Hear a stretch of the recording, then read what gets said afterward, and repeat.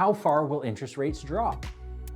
Hey, my name's Andrew, one of the Brothers of Bargains here from Ride Time, and in today's video, I'm going to talk about what's happening in the market, where people think interest rates are going, and what that's going to mean to the new and used car market if rates do drop. So one thing that I've started to hear customers talk about is that the rates are going to drop. And it's important to remember how far and how fast rates might get cut and what will happen, and then most importantly, what that's going to look like when buying a vehicle. Some people will tell you that there might be 3 rate cuts this year. Well, what's a rate cut? A rate cut is cutting what the current rate is and bringing it lower. Well, how much is the rate going to get cut? Typically, historically, rates will get cut about 1/4% each time. So if we're talking about 3 rate cuts, there's a very real possibility that's going to be 3/4 percentage point in a rate cut. Now, here's a really important thing to remember. One thing to remember is what's known as a credit spread. And what does that mean? That means the difference between where the bank borrows their money and where the bank lends their money. And that credit spread is their profit. Credit spreads have been an important thing in fixed rate autos. Typically, historically, you've looked at about a 2 to 5% spread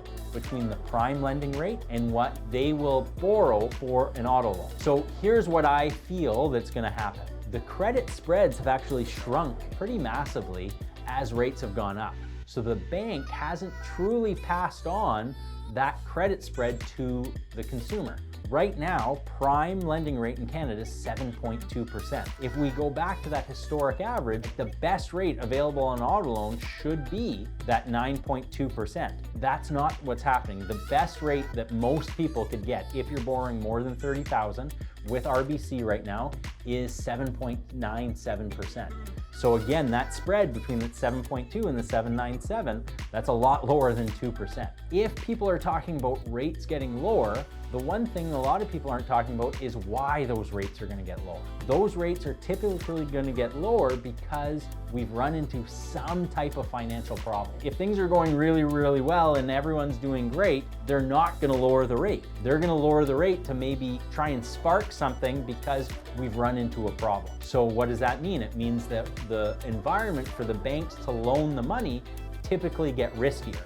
And if it gets riskier, guess what? Their credit spreads have to get bigger. So if the rates come down, I feel that the banks are just going to absorb that and not necessarily pass those savings on to the customer. If you're looking at buying a vehicle, waiting to buy that vehicle, you might be waiting for something that never happened, right? The right rates might get lower, but those rates aren't necessarily going to be passed on to the consumer because the lender keeps that credit spread for themselves. So if you have any questions about what's happening in the market, I'd be happy to help answer for you. Again, my name's Andrew, one of the Brothers of Bargains here from Ride Time, and at Ride Time, we have your ticket to ride.